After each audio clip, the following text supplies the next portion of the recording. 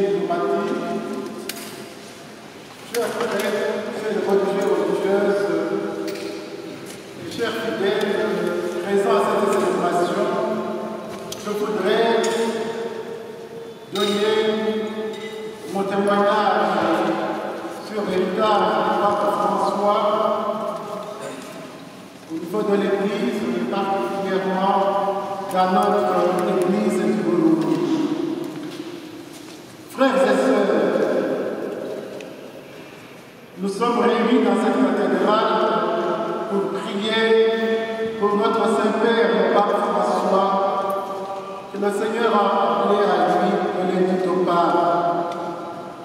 Je vous invite tout d'abord à rendre grâce au Seigneur pour le don sublime qu'il nous a accordé à ce pasteur qui s'est acquitté généreusement de sa mission avec un cœur plein d'amour.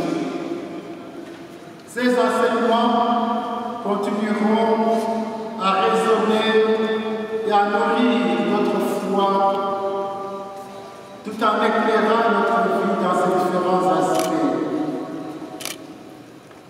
Rappelez-vous son enseignement sur l'année du jubilé de la miséricorde, le visage de la miséricorde, qui nous invite à accueillir la miséricorde infinie de Dieu notre Père. Son enseignement au cours de cette année jubilaire de 2025 dans l'Église, l'espérance ne déçoit pas. Le pape François nous invite à être des pèlerins d'espérance, des sommeurs d'espérance. Je ne saurais passer sous silence les encycliques Laudato Si et Fratelli Tutti, qui nous exhortent la première à nous soucier de la protection de l'environnement et du soin de notre maison commune. La deuxième qui appelle tous les hommes à une fraternité universelle sans discrimination aucune. Le Saint-Père, le pape François, n'a pas pu visiter notre pays, mais il s'est rendu dans plusieurs pays d'Afrique, dont certains de notre région, comme le Kenya, l'Ouganda, la République démocratique du Congo et le Sud-Soudan. Il a exprimé sa préoccupation en faveur de la paix, de la réconciliation et de la justice sociale, en soulignant la résilience du peuple africain malgré les nombreuses adversités auxquelles il est confronté, comme les guerres, la corruption, la pauvreté, le pillage des ressources naturelles.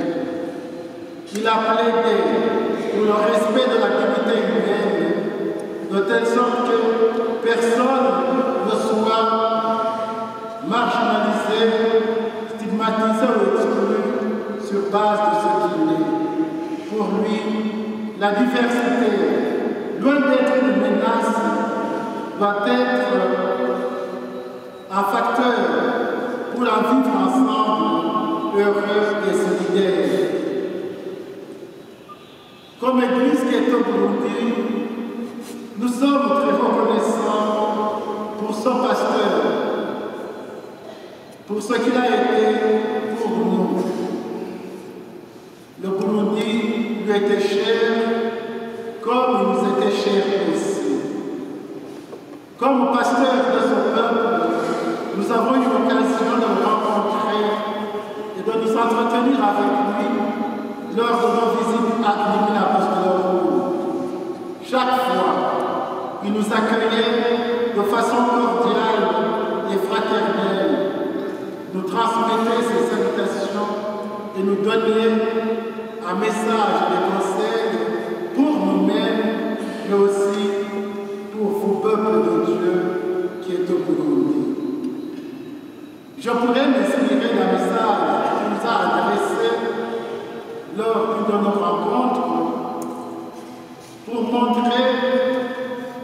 comment il nous laisse un héritage à travers ce message qui est d'actualité, qui nous interpelle, adressé à chaque catégorie du peuple de Dieu qui est au Burundi, à commencer par nous-mêmes, les évêques, les prêtres, les personnes consacrées, les dirigeants politiques et les fidèles laïcs. Chaque fois, il commençait par rendre grâce au Seigneur, au groupe en présence pour qu'il est et pour son engagement au service de l'Église, où il lui adressait un appel particulier que je considère comme un appel qui nous lance encore aujourd'hui là où il est.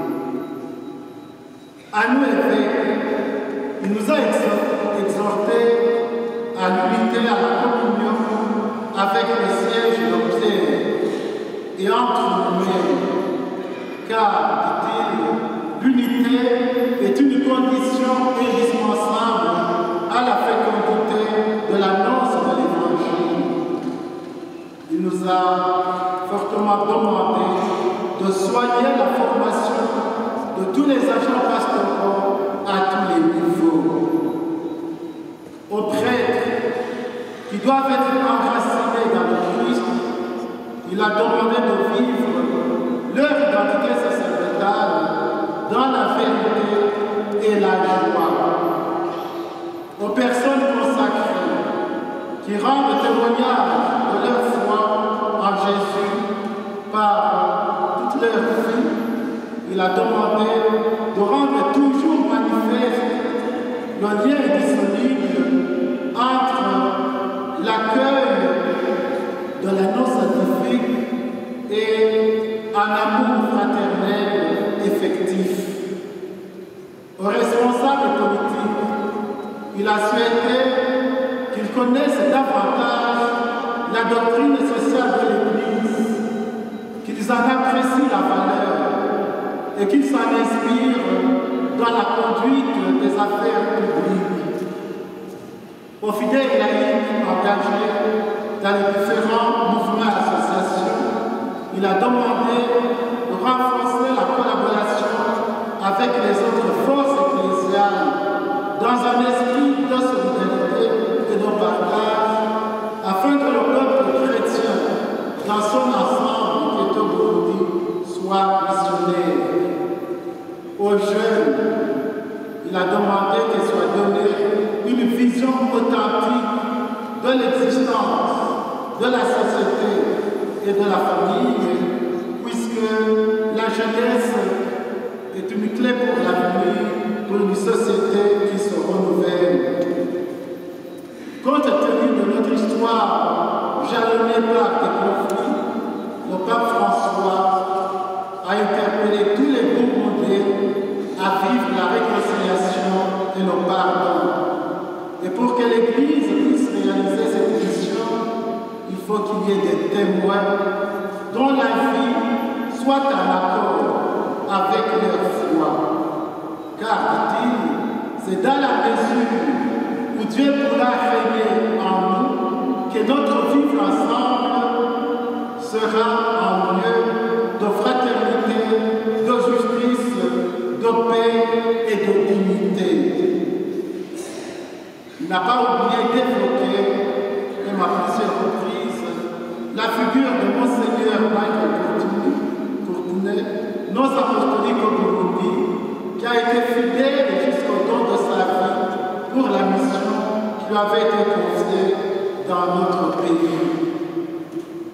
Le pape François nous laisse un grand symbole qui nous permettra de faire mémoire à la fois de sa personne et de Monseigneur Michael Courtenay à travers la future prophétique qui sera construite dans le diocèse de Ruligi avec une contribution du pape François, laquelle prophétique portera le nom de Monseigneur Michel Courtenay. Et tout récemment, Il a nommé, comme l'Os apostolique l'a dit, les deux derniers évêques, à savoir Monseigneur Emmanuel Nakaritimana, évêque de Bouganza, et Monseigneur Leonidas Mutereka, évêque de Rutanda. Nous en sommes aussi très reconnaissants pour ce don que le pape nous a donné à la veille de son hospitalisation.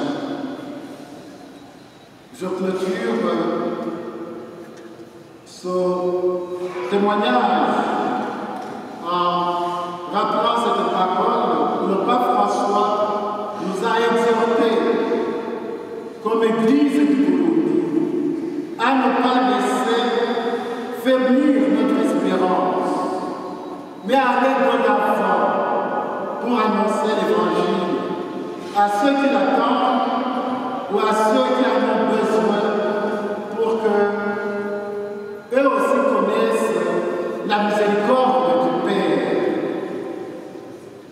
En cette année jubilaire de l'Église, soyons enracinés dans cette espérance qui ne déçoit pas, tout en étant proches des plus pauvres, des marginalisés, des réfugiés, des migrants, des personnes âgées.